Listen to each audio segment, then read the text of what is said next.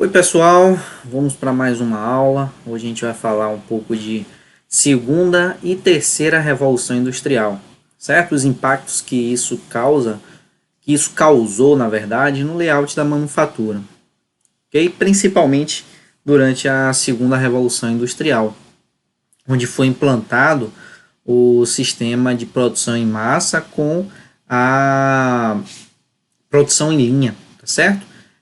Idealizada por Henry Ford. Vamos lá? Então, deixa eu abrir aqui minha câmera, meu slide, pronto.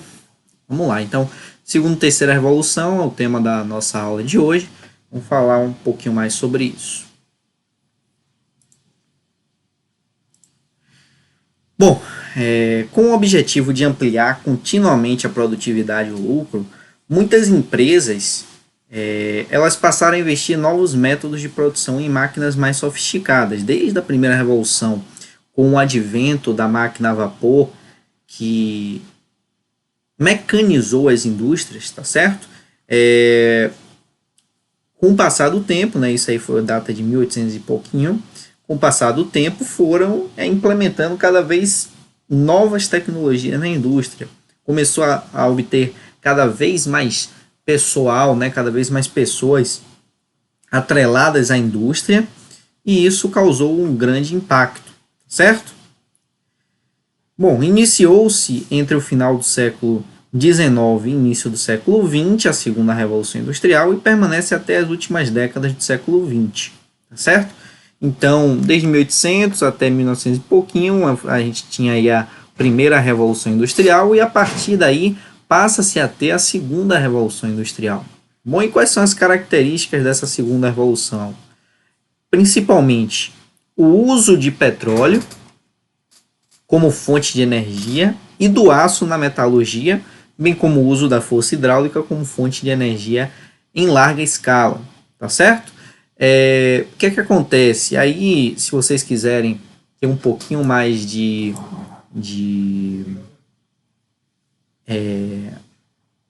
conhecimento sobre essa época, tem uma série bem legal na Discovery chamado Grandes Impérios dos estados da indústria americana, se eu não me engano é isso, Grandes Impérios da Indústria Americana, ou um nome parecido, certo? Gigantes da indústria americana, alguma coisa assim, em que eles vão falar lá sobre esses principais nomes aqui atrelados a essas demandas da segunda revolução industrial e que fizeram verdadeiras fortunas na América, certo? O palco da segunda revolução industrial foi bastante voltado para a América, tá certo? Ainda um pouquinho lá na Europa, mas muito menos do que na primeira revolução, em que a Inglaterra tomou a frente e era o país mais à frente na primeira revolução industrial. Agora, na segunda revolução, a gente tem uma passagem mais agora para a indústria americana. Inclusive, recomendo que vocês vejam isso, né, vejam esse documentário da Discovery, que vai falar lá sobre, por exemplo, petróleo com Rockefeller, vai falar sobre a energia com a General Electric, vai falar do aço, né, na metalurgia com o Mac alguma coisa, como é o nome? Cargill, não, Cargill é daqui, esqueci o nome agora do cara do gigante do aço, enfim, vai falar JP Morgan, aí já é banco, né? E é interessante ver essa ligação, porque o capitalismo foi bastante incentivado pela segunda revolução industrial, e aí você vê a ascensão dos grandes bancos como JP Morgan, certo? Tem mais alguns que eu não vou lembrar todos agora, que tem nesse documentário, mas fala bastante sobre essa segunda revolução industrial, ok? Bem, a invenção dos motores de combustão interna movido por óleo diesel, tá certo? E mais tarde também os motores Otto também. E aqui a gente dá aquela já visgada, né, na indústria automobilística. Desenvolveram as indústrias, né, de grande porte, aí tem a automobilística, exemplo da Ford nos Estados Unidos, petroquímica, aí tem a Petrobras no Brasil, tem a Shell e a Dexton nos Estados Unidos, né, que eu lembro assim de cabeça, as siderúrgicas, metalúrgicas também, tá certo? Então todas essas gigantes aí das indústrias desenvolveram-se nessa época. Criação das linhas de montagem, aí vem o Fordismo, esse é um outro grande destaque aqui para a nossa segunda revolução industrial, que impacta aí sim o layout das indústrias até hoje, ok? Então damos um destaque aqui, principalmente nessa criação das linhas de montagem, certo? Deixa eu pegar minha caneta aqui, vamos dar uma ênfase nisso. Então, aqui a gente coloca um asterisco, por quê? Porque essas linhas de montagem, né, apesar de que dizem que o Fordismo morreu, que hoje em dia a gente utiliza outros tipos de layout, mas diversas indústrias, principalmente as pequenas e médias indústrias, tá certo? Utilizam bastante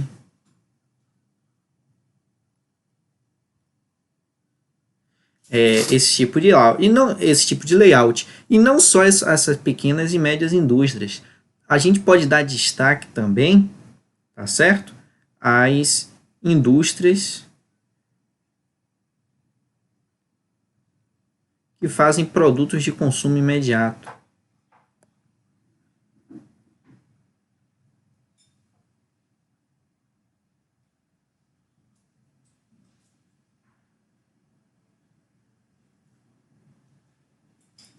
Como a gente falou em outras aulas, quando a gente estava falando dos tipos de produtos, dos tipos de formas de produzir, existem produtos que o cliente ele não está disposto a esperar para obtê-lo, né? Por exemplo, pasta de dente, gasolina,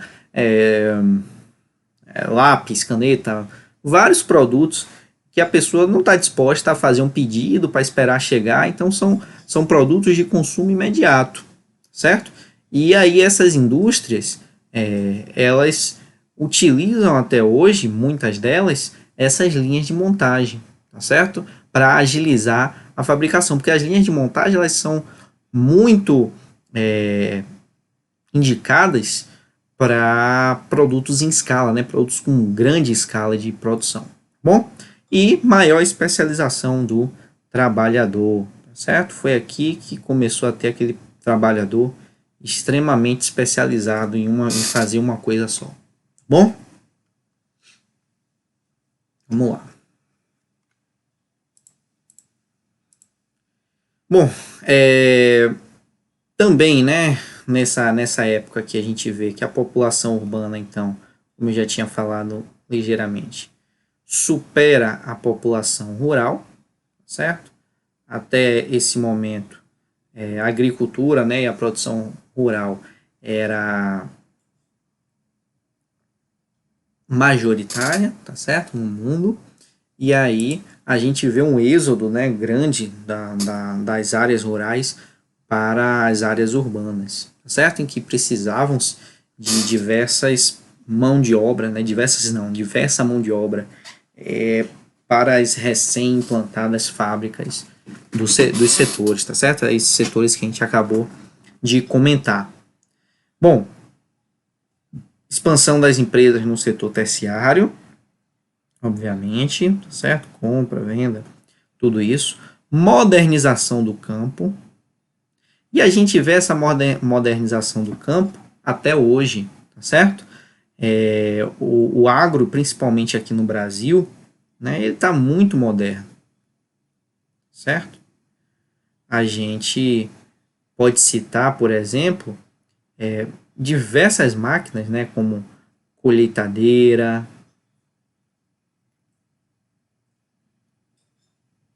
pulverizador,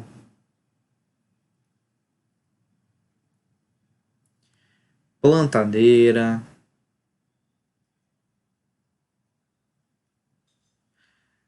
que se vocês forem observar, são verdadeiras indústrias, tá certo? andando em cima do campo e fazendo diversas atividades, tá bom?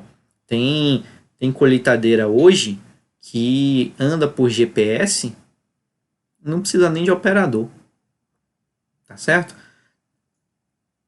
Então ela já faz o caminho dela, já faz a colheita da safra sem precisar de ninguém, entendeu? Então isso daqui já é traço de uma outra revolução industrial, né? A gente já passa aqui para a quarta revolução industrial. A gente ainda está falando aqui da segunda, né? Mas a gente vai falar nas próximas aulas da quarta revolução. E aí sim, você vê que a modernização do campo, que começa aqui na segunda revolução industrial, e é por isso que é interessante a gente falar desse contexto. Por quê? Porque não surge, tipo, não surge de uma hora para outra essa modernização do campo. Não surge de uma hora para outra você agrupar sistemas cibernéticos com os físicos, como é esse caso aí da colheitadeira, de uma hora para outra, não é porque tocou agora. Não. Desde a segunda revolução industrial, apesar da saída da população rural para a população urbana, e não só apesar, né? Inclusive por causa da saída da população rural para a população urbana, começou a se preocupar-se, né? Houve a preocupação da modernização do campo, então colocar maquinários mais específicos, melhorar a forma de colher, né? A colheitadeira é um exemplo já da terceira revolução industrial, tá certo? Já com a implementação de algumas outras tecnologias que a gente vai falar um pouquinho mais hoje ainda, mas vieram algumas ferramentas na segunda revolução para melhorar a colheita. Por quê? Porque não se dispunha mais de tanta gente no campo. Muita gente saiu para ser empregado nas áreas urbanas.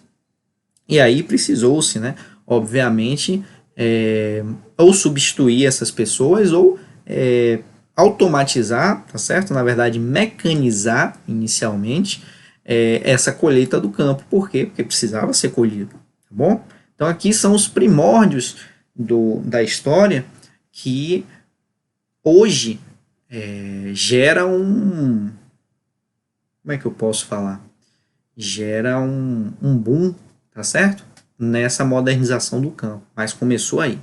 Maior integração entre regiões do planeta, tá certo? Viabilizada por ferrovias, novas rotas transoceânicas, invenção do rádio, telefone, telégrafo, tá certo? Nessa época aqui, ó, do telefone e do telégrafo, né, ocorreu a primeira linha intercontinental, certo? Então, primeira linha intercontinental.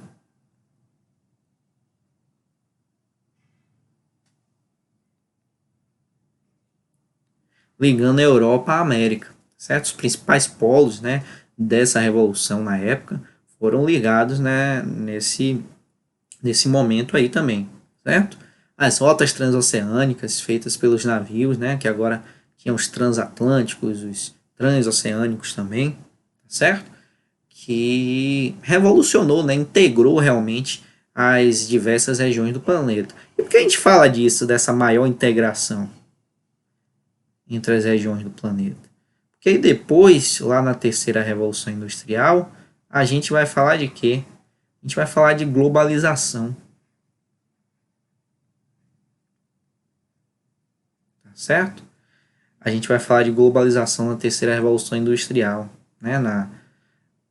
Que foi uma das coisas que aconteceu. E aí a gente vai falar hoje em dia em sistemas flexíveis.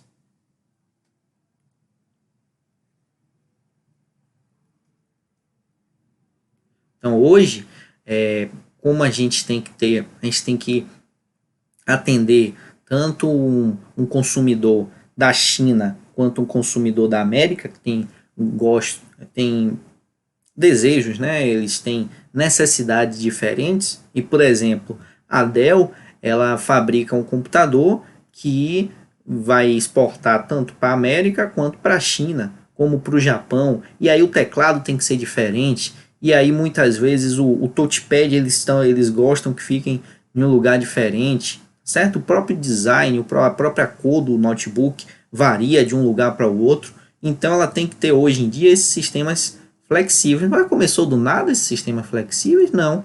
Esses sistemas flexíveis veio por causa da globalização, né? Que veio por quê? Por causa dessa integração entre as regiões do planeta da segunda revolução industrial.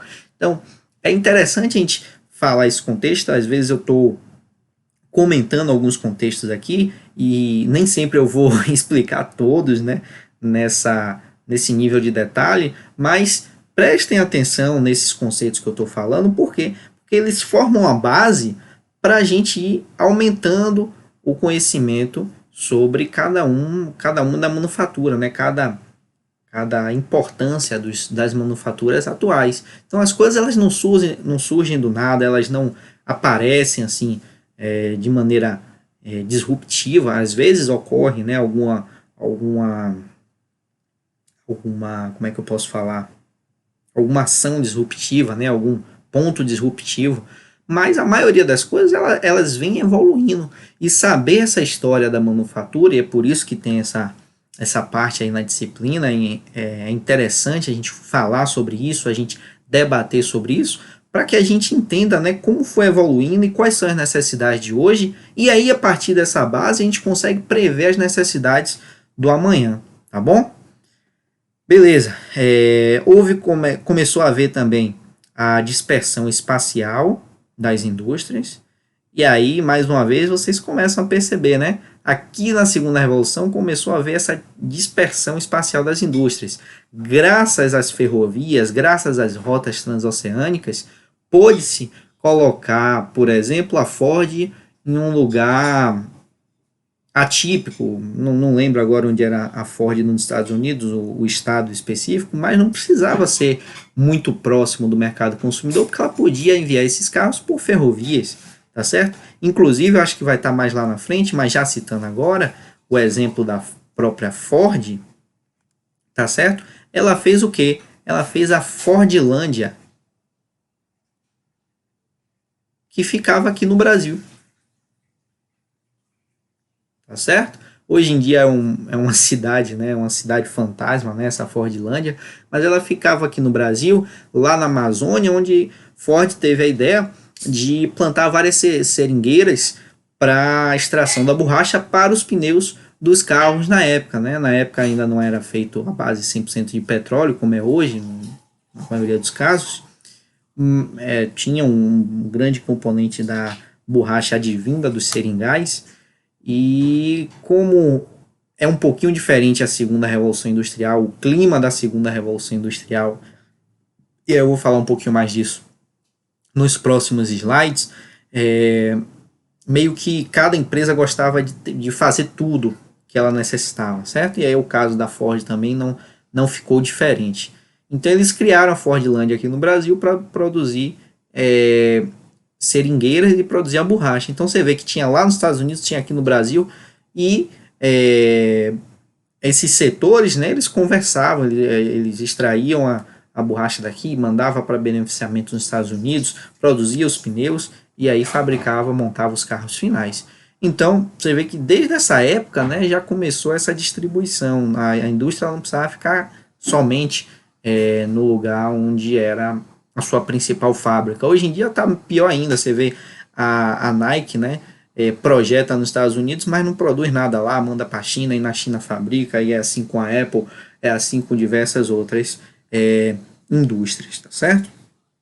Mas a gente vai discutindo um pouquinho mais sobre isso nos próximos slides. Então, o que é que eu queria dizer aqui? Que essas bases, né, essas modificações que a segunda revolução industrial trouxe, elas permanecem até agora e influenciam muito nos layouts atuais, porque elas que criaram necessidades atuais, tá bom? Foi daí que começou a vir algumas necessidades atuais. E o principal exemplo, eu já falei aqui algumas coisas, né, desse principal exemplo, mas o principal exemplo que a gente tem aqui da segunda revolução industrial é o Fordismo, né, com Henry Ford. Né? Ele que, baseado em alguns conceitos que a gente vai falar agora, modificou o jeito de se produzir, né? Aumentou o tipo de sistema de produção advindo até então. Vamos falar um pouquinho mais sobre isso agora. Deixa eu só... Bom, o Fordismo é baseado no pensamento de Henry Ford, né? E Henry Ford praticou à risca, né, esse pensamento dele, certo? Baseado no pensamento então, de Henry Ford. E esse pensamento dele seguiu à risca os projetos de padronização, né, e simplificação criados por Taylor, tá bom? Também conhecido como Taylorismo.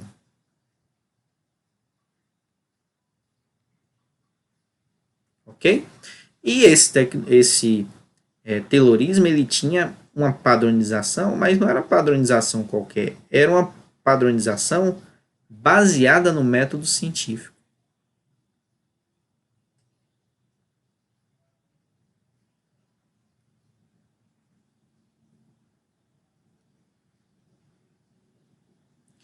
Então, o que é que se pode dizer, né? Que essa tecnologia foi o começo da implantação da ciência nas indústrias. Hoje em dia se fala muito, né, do conceito da academia ajudando a indústria a crescer.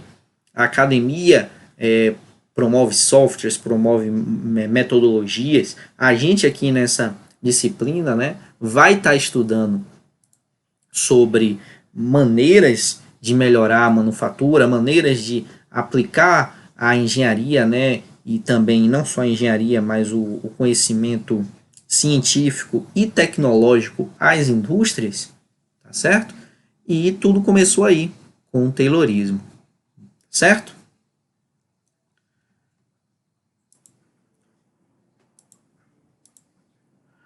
Bom, então o Fordismo ele é um sistema racional de produção em massa que transformou radicalmente a indústria automobilística da primeira metade do século XX. Isso é indiscutível, tá bom? Com certeza ele mudou todos os pilares desse setor. Ford criou um mercado de massa para automóveis. Até então, automóvel não era um mercado de massa, tá certo? Só tinha automóvel quem podia e custava muito caro ter um automóvel, tá certo? E o seu grande objetivo era o de ter um produto muito barato, ou o mais barato que ele conseguisse, para que todos pudessem comprá-lo, tá bom?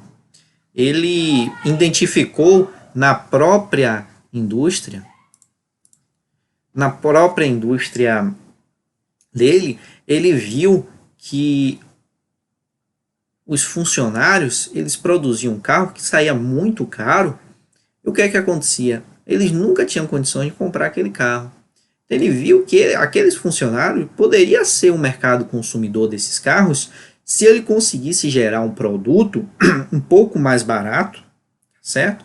Que passasse a caber no orçamento desses caras, tá bom? Então ele identificou que tinha um mercado consumidor altíssimo naquela época, esperando uma oportunidade de um preço um pouco mais em conta para poder usufruir daquele objeto, né, daquele bem de consumo. O que acontece? Baseado nisso, ele se espelhou, né, nessa questão do Taylorismo e começou a tentar aplicar para gerar um produto de qualidade, que tivesse uma qualidade aceitável, mas que fosse mais barato do que era até aquele momento. Bom? O Fordismo, então, foi ao encontro de necessidades da sociedade. Produção em massa, tá certo? Para mercados de massa, tá certo? Com a economia de escala, a fim de diminuir os custos e ampliar o mercado. Então, ele começou essa produção em massa, né, imaginando que ele teria esse mercado de massas, tá certo? Segundo a Ford, né, segundo a teoria da Ford, a empresa bem dirigida ela não pode deixar de ter lucros, obviamente, né? A gente sabe que uma indústria ela precisa ter lucros porque é o objetivo final de qualquer indústria, tá certo? Mas o que é que ele pensava? O lucro ele deve acontecer e inevitavelmente acontecerá, ou seja, realmente virá, mas não é só pelo lucro, tá certo? É como um prêmio pelo bom serviço, certo? Então esse lucro, na verdade, é uma forma do mercado dizer àquela empresa que ela está produzindo alguma coisa importante e com um custo, tá certo? Que ele está disposto a pagar. Então esse lucro vem de maneira tranquila, de maneira natural, certo?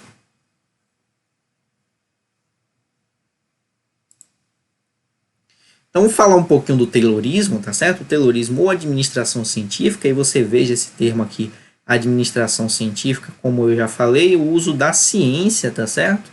Na gestão das fábricas. Ele é um modelo de administração desenvolvido pelo engenheiro norte-americano Frederick Taylor, certo? Por isso o nome Taylorismo, considerado o pai da administração científica. Aí quem gosta de administração pesquisa um pouquinho mais sobre isso, tá bom? Mas é um dos primeiros sistematizadores da disciplina científica da administração de empresas, tá certo? O Taylorismo ele caracteriza-se pela ênfase nas tarefas, objetivando o aumento da eficiência ao nível operacional. Então você fica sempre preocupado, né, sempre com atenção nas tarefas que cada um está executando, para quê? Para que essas tarefas ela tenham um aumento de eficiência, tá certo? Na fabricação. Ele deve ter um maior rendimento do serviço do operário da época, tá certo?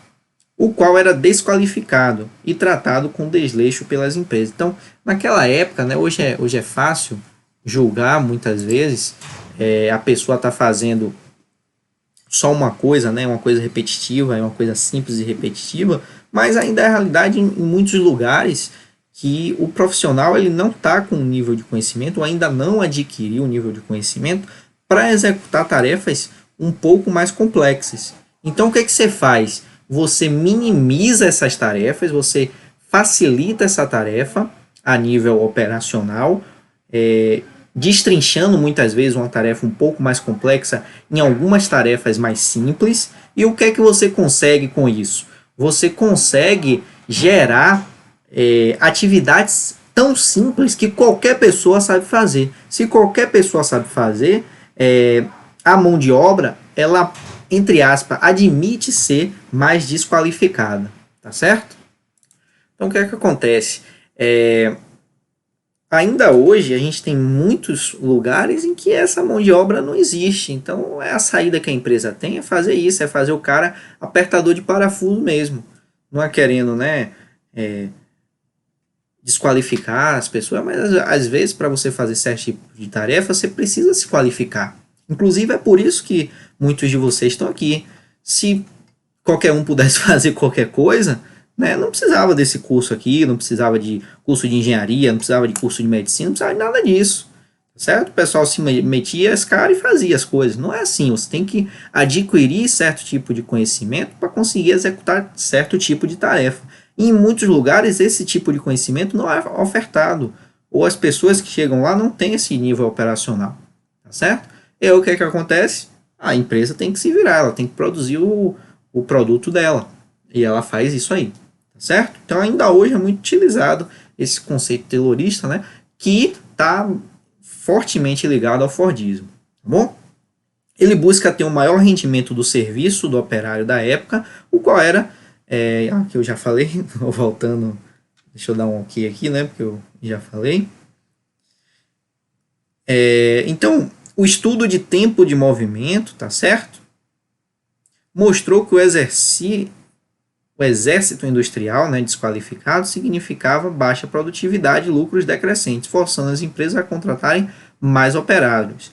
Esse estudo de tempo e movimento, né, ele começou aqui com esse Taylorismo, tá certo? Essa administração científica, mas ele evoluiu. Ele evoluiu, por exemplo, para o SMED, tá certo? Esse SMED é o Single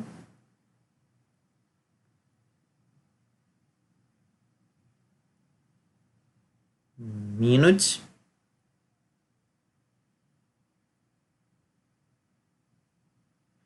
Exchange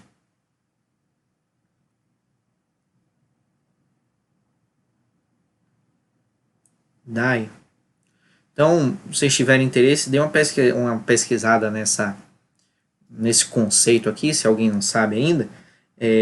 mas é o que é aplicado hoje em dia, por exemplo, na Fórmula 1, no pit stop da Fórmula 1, porque cada pessoa tem que ser cronometrado o movimento e exato o movimento do que ela vai fazer. Para quê? Para que você tenha o menor gasto de tempo possível. Você vê na Fórmula 1 pit stop sendo feito em 3 segundos, não é à toa, 2 às vezes segundos, entre 2 e 3 segundos às vezes, não é à toa, é porque cada pessoa está na posição certa, fazendo o movimento que gasta menos tempo, que foi repetido milhares de vezes às vezes, para chegar, né, nessa melhor performance, e aí todo mundo ali é como se fosse uma dança, né? Cada um está naquele ponto exato onde deve estar, para ter o menor movimento possível e maior aproveitamento desse movimento possível, tá certo? Então, esse estudo de tempo de movimento mostrou que esse exército industrial tinha que ser um exército porque estava sendo mal aproveitado. Então, melhorias nessa questão da movimentação das pessoas na indústria faziam com que, né, o rendimento e a produção melhorasse. O que é que Ford pegou disso aí, né? O Ford se baseou nisso daí, e aí ele criou a produção em linha, em que tinha uma esteira, né, que ia levando o trabalho até cada funcionário. Então, o trabalho vinha até o funcionário, e não o funcionário ia até o trabalho. Isso reduzia, por quê? Porque o setup estava ali engessado, entendeu? Então as pessoas não tinham praticamente que se movimentar. Bom, verticalização da produção, né? Então produzia o que necessitava para a montagem de um automóvel. E aí já voltando, vou botar um asterisco aqui. Aqui a gente já volta a falar do Fordismo, tá bom? Produzia o que necessitava para a montagem. Essa era a ideia de Ford, né? Ele produzir tudo o que era necessitado, porque para não depender de outras empresas. A gente vai ver que na terceira revolução, o toyotismo, que a gente vai falar um pouquinho mais para frente, fez justamente o contrário, né? Dependia muito das outras empresas e confiava, né? Mas nessa época aí, da segunda revolução, as empresas elas não cumpriam prazos, tá certo? Isso, obviamente, prejudicava os acordos de entrega da Ford. Então, o que é que ele fez? Bom, se a gente não pode confiar, não pode depender das outras empresas, a gente faz tudo o que a gente precisa para montar o nosso veículo, né? E isso, aí, como eu falei para vocês, né, que eu ia falar mais à frente, influenciou na fundação de uma cidade no Brasil, situada na Amazônia, tá bom? Chamada de Fordlândia, né? Para o plantio de seringas, e produziu borracha para os pneus dos veículos. O empreendimento deveria durar 50 anos, tá certo? Durou somente 17 anos por conta de praga nos seringais, certo? Mas foi uma tentativa de Henry Ford na época de conseguir produzir a sua própria borracha. Por quê? Porque ele precisava disso, e muitas vezes as empresas circunvizinhas não eram confiáveis, ok? Bom, o sucesso e tamanha produção, tá certo? E grande venda estava centrado na linha de montagem, idealizada por Ford, né? Baseada naquele pensamento taylorista de você estudar o movimento das coisas na sua indústria e fazer com que as coisas, né, elas se movimentem o menos possível e de maneira mais eficiente possível. Então ele fazia com que cada peça chegasse ao trabalhador que tinha uma função específica. Essa especificidade vinda de quê? Daquela falta de qualificação profissional dos empregados, tá bom? Aí as peças elas se moviam de estação em estação de trabalho. Segundo Ford, aí o pensamento que eu falei mais atrás, o trabalho ele deveria ir ao homem, e não o homem ir ao trabalho, né, através dessas esteiras e máquinas. Os automóveis eram então construídos em esteiras rolantes que funcionavam enquanto os operários eles ficavam praticamente parados. Por quê? Naquela época, né, Ford não queria gastar muito tempo, investir muito no estudo de movimentação dos funcionários, tá certo? Isso foi feito anos depois, por exemplo, com o McDonald's, né? É um grande exemplo do estudo do movimento dos funcionários para obter a melhor performance. Vocês podem ver isso naquele filme Fome de Poder, né? Que eles desenharam o layout da fábrica. A gente vai passar ele aqui um pouquinho mais na frente, né? A gente vai discutir essa parte do filme aí mais à frente aqui na disciplina, vocês podem dar uma olhada logo de cara, em que o layout foi desenhado e a movimentação das pessoas foi estudada para chegar numa movimentação mais perfeita possível. Como o Ford nessa época não queria estudar a movimentação de ninguém, não queria ficar filmando, não queria ficar melhorando, né? É tipo um ciclo PDCA mesmo, que você vai melhorando aquela reviravolta, a movimentação das pessoas, e não queria gastar esse tempo. O que é que ele fez? Bom, isso aqui eu sei, se eu fizer essas esteiras aqui, eu sei por onde vai passar o produto, então vou manter o meu funcionário parado e que eu vou estudar a movimentação do produto, tá certo? Então, foi assim que foi feito nessa época, tá bom? É uma produção, então, focada, né, no produto. Dessa forma, não era necessário que quase nenhuma qualificação aos trabalhadores. Porque até para você fazer os trabalhadores eles se movimentarem de maneira otimizada, eles precisam entender aquilo, né? Eles precisam absorver. Hoje a gente tem treinamento de 5S para cá, treinamento de Six Sigma para lá. Por quê? Porque é uma filosofia que o funcionário ele tem que aderir e ele tem que internalizar. Como o Ford não estava disposto a fazer isso, o que é que ele fez? Bom, deixa eu especificar aqui melhor, deixa eu investir mais dinheiro na linha de montagem, no que vai ser movimentado dos produtos, porque daí eu gasto menos dinheiro com o funcionário. Hoje em dia não é bem assim, algumas fábricas ainda assim, mas com o avanço da tecnologia, né, o que é que aconteceu? Essas coisas que eram mecanizadas, né, que o trabalhador praticamente fica sem função, ou seja, de apertar, por exemplo, um parafuso, está sendo substituído nas empresas que podem por robôs. E aí sobra essa funcionalidade aí para as empresas, como eu falei no comecinho ali, de pequeno e médio porte. Por quê? Porque daí elas veem que isso funciona, porque funciona até hoje, tá certo? Mas não tem dinheiro ainda para investir nos robôs, então podem se dar o luxo de contratar uma mão de obra com pouca qualificação, certo? O resultado dessas normas é a economia do pensamento e redução ao mínimo dos movimentos do operário, certo? Sendo possível, deve fazer sempre uma só coisa e um só movimento.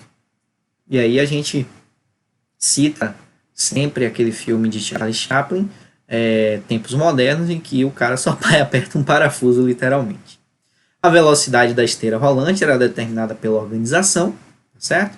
E aí o cara tinha que se adaptar àquela velocidade, porque ele tinha que produzir sempre a mesma coisa. Se ele começasse a atrasar o funcionamento daquela esteira, logo chegava alguém dando um come de rabo nele lá, né, para melhorar a produção, tá certo? Aí o exemplo da linha de montagem, vocês podem ver, deixa eu pegar aqui o apontador. Então, vocês podem ver aqui a esteira rolante em que os carros iam andando, tá certo? E cada funcionário parado aqui na sua estação de trabalho fazendo uma determinada função, ok?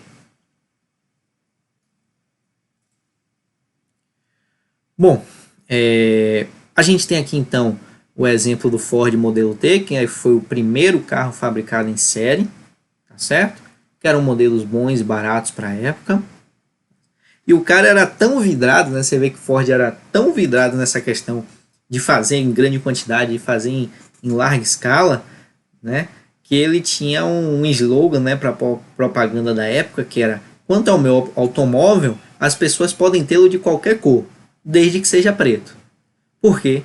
Porque na linha de produção, a cor preta é a que secava mais rápido. Então, no final das contas, lá, né, ele produziu um pouquinho a mais se o carro fosse da cor preta. Resultado disso, mais de 16 milhões de Ford T vendido, né, e o primeiro carro em série realmente que adentrou a milhares de lares nos Estados Unidos. Tá certo? Com certeza um grande sucesso lá da indústria. Melhoras, né, com o advento das linhas, né?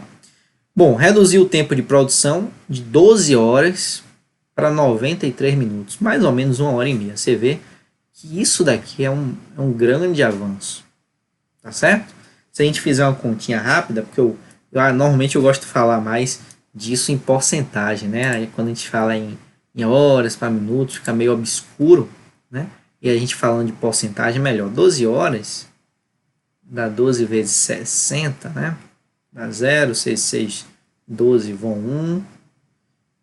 6 com 7 são 720 minutos. Se a gente chamar 720 minutos de 100%, a gente vai ter, vou arredondar para 90 minutos para facilitar a nossa conta aqui, a gente vai ter x%, né? Então a gente vai ter x sendo igual a 100 vezes 90 dividido por 720. Corto logo esse zero com esse zero. E aí eu vou ter o quê? 900 dividido por 72. Em uma conta rápida,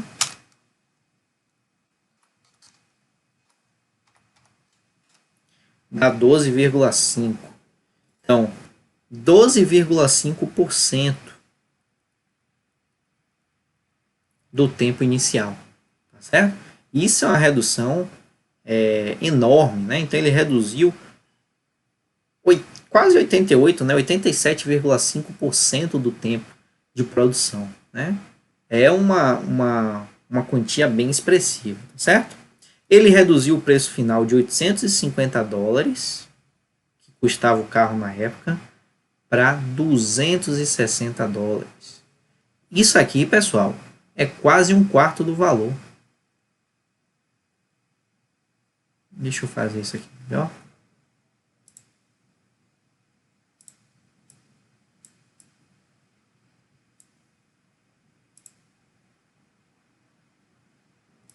Então, isso aqui, tá certo? Não chega a ser um quarto não, mas é quase um quarto do valor. Então imagine quantas pessoas agora podiam, né, ter esse veículo que está bem mais barato. Tá bom? Bom, gerou o trabalho dividido, repetido e em cadeia, também sendo contínuo.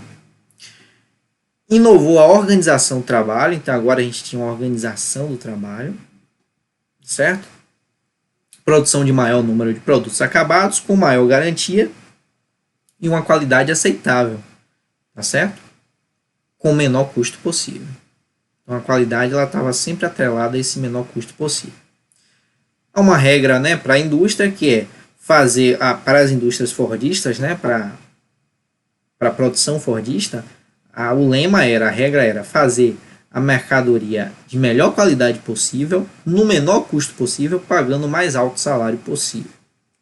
Claro, obviamente isso aqui veio depois de duras penas, né? Se vocês assistirem a história de Henry Ford, que está entre esses gigantes da indústria que eu citei para vocês verem, é mais um que está lá, vocês vão ver que teve diversos atuação de sindicato, mortes inclusive nas fábricas da Ford, enfim, diversas coisas lá que fizeram ele estar pagando esse salário maior aí, tá bom? Mas nada vem sem luta, né? Nenhuma melhoria normalmente. As pessoas vão ficar na zona de conforto dela até que sejam obrigadas, né, a sair.